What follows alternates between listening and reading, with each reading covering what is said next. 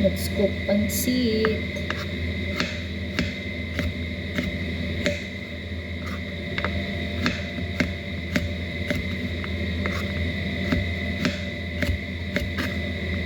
Nagluluto tayo ng pansit at puto.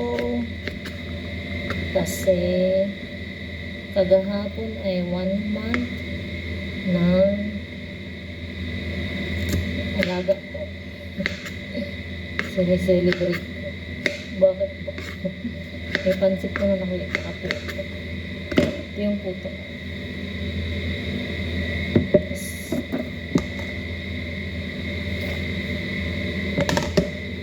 Ito yung puto. Ito yung para sa pansit na onion and garlic.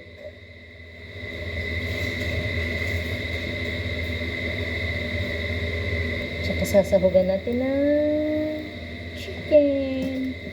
Ito yung pangano ko sa puto. Yung cups. From the Philippines pa yan. Ngayon, lalagyan ko siya ng baking powder. Kasi pinahinga ko muna siya eh. Bago ko lalagyan ng baking. Tapos, i-rest ko ulit siya ng 20 minutes. Ito yung pamamaraan ko ng pagluto ng puto. Tagal-tagal din akong hindi nakapagluto ng puto ay.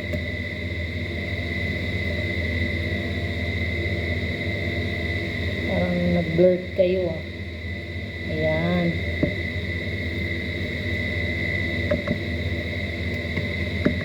Tapos i-re-rest ko siya. Mamaya ko ulit siya. Ito yung pansit ko. Nilipat ko siya kasi napunit yung lalagyanan. Tapos papakuluan ko muna yung chicken. Tsaka ito yung vegetable. Ibababad ko nga pala tong noodles. Start na tayo ng cooking ng pansit.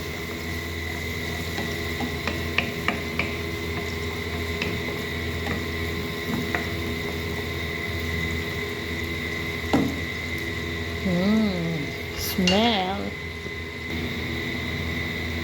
Gigisa ko muna sila. Separate ako gagawa ng sabaw. Tada! Chicken.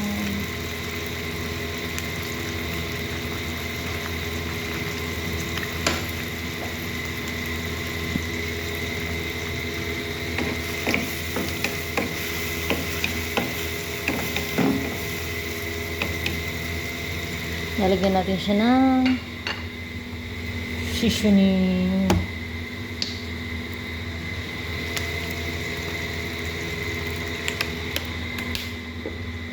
And then pepper.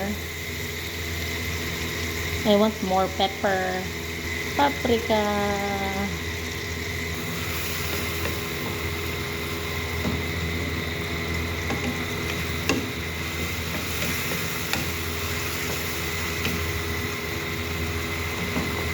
Maya-maya na natin ilagay yung gulay. Cabbage and repolyo and carrots.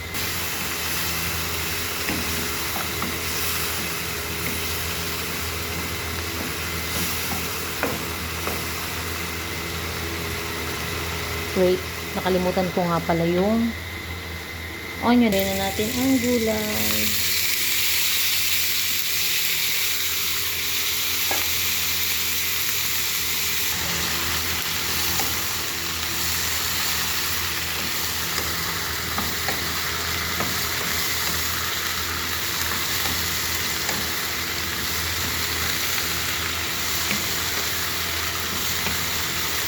Hindi ko siya masyadong papalambutin yung gulay kasi gusto ko yung medyo crunchy. Add ko siya ng soy sauce and pepper again.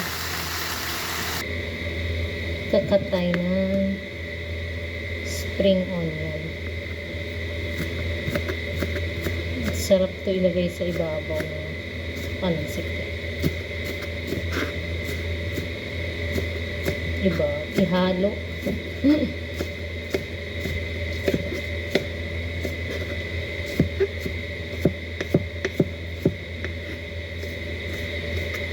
And then, sikasuhin na natin ang puto.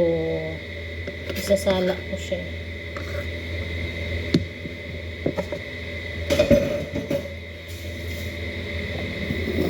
Ito na ang ating puto.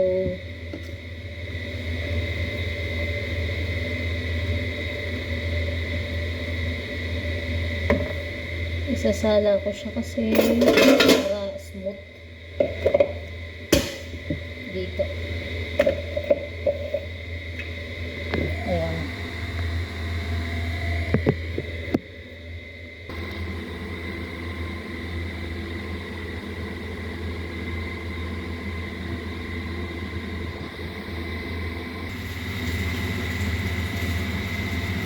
Yan, dapat ganyan.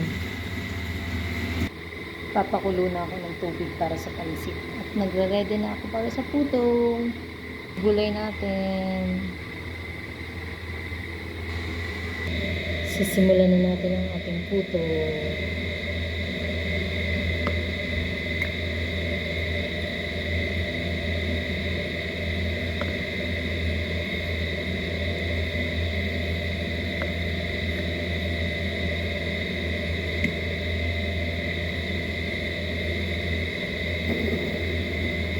Dito siya.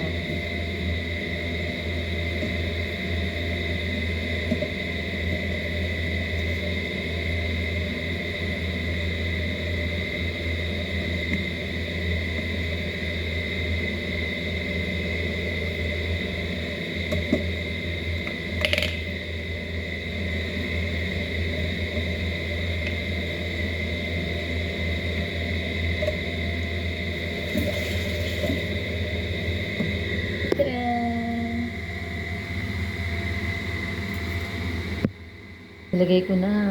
Ang saya-saya ko nung nakita ko itong binili ng nanay ko.